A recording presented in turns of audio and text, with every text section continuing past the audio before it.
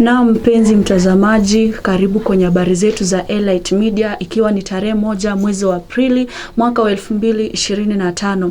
Hapa tunakuletea habari za kina, za uhakika na za kuaminika.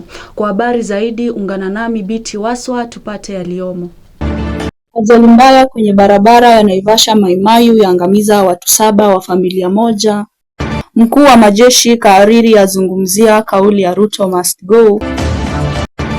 Rais William Ruto kwa mara nyingine aenda ziara zake Mlima Kenya. Afisa wa GSU azikwa kanisani. Tukianza usiku wa Jumapili, familia moja ya watu 7 wameweza kuangamia katika ajali ya barabara Naivasha Mai Mahiu, wakati ambapo gari lao liligongana ana kwa ana na lori. Kwa mujibu wa polisi, inasemekana kuwa waathiriwa walikuwa wakirejea kutoka kwenye ibada ya kumbukumbu. Tupate maelezo zaidi kutoka kwa Aisha Mohamed. Takriban watu 7 wa familia moja walipoteza maisha yao usiku wa Jumapili kufuatia ajali mbaya barabara Naivasha Mai Mahiu. Kwa mujibu wa polisi, waathiriwa walikuwa wakirejea kutoka kwenye ibada ya kumbukumbu wakati gari lao lilipogongana na lori. Miili ya waathiriwa imepelekwa katika chumba cha kuhifadhia maiti cha Naivasha, huku mamlaka ikianzisha uchunguzi kuhusu tukio hilo. Aisha Mohamed, Elite Media. Kwingineko, mkuu wa majeshi Charles Kahariri asema katiba ifuatwe kumuondoa Rais William Ruto.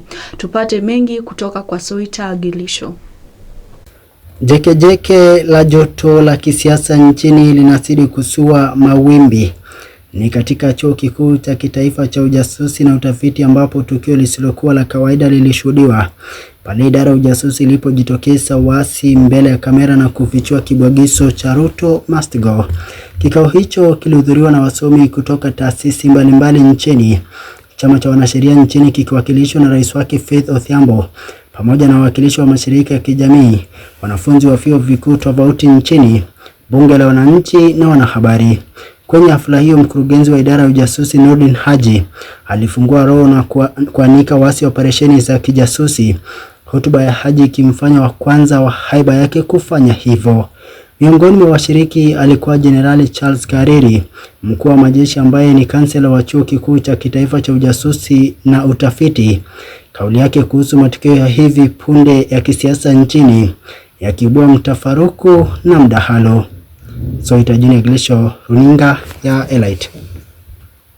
Rais William Ruto anatarajiwa kuanza ziara za siku 4 eneo la Mlima Kenya.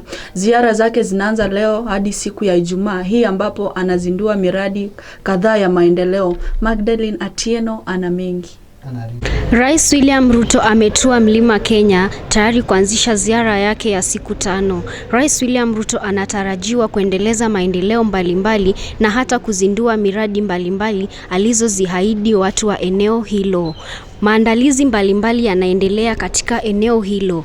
Ziara hiyo imezua hisia mseto baina ya wakazi wa eneo hilo, huku swali linalosalia ni kuwa rais atatimiza ahadi yake ama ni ahadi hewa tu. Magdalene Atieno, Elite Media. Tukitamatisha, polisi huko Migori wanachunguza kisa cha afisa mmoja wa GSU anayedaiwa kuzikwa kwenye kanisa la St. Joseph. Tupate mengi kutoka kwa Judith Mtua. Polisi huko Migori wanachunguza kisa cha afisa mmoja wa GSU anayedaiwa kuzikwa katika kanisa la St. Joseph Mission of Messiah in Africa huko Kamagambo katika hali tatanishi. Anadaiwa kuugua usiku wa tarehe 27 Machi. Aliaga dunia barabarani mkewe alipokuwa akimkimbiza kanisani kwa ajili ya maombi. Mkewe pia anasema alipata kibali cha kumzika kutoka kwa naibu chief, japo hakujua alipofaa kuzikwa Obura. Mutua Judith, Elite Media.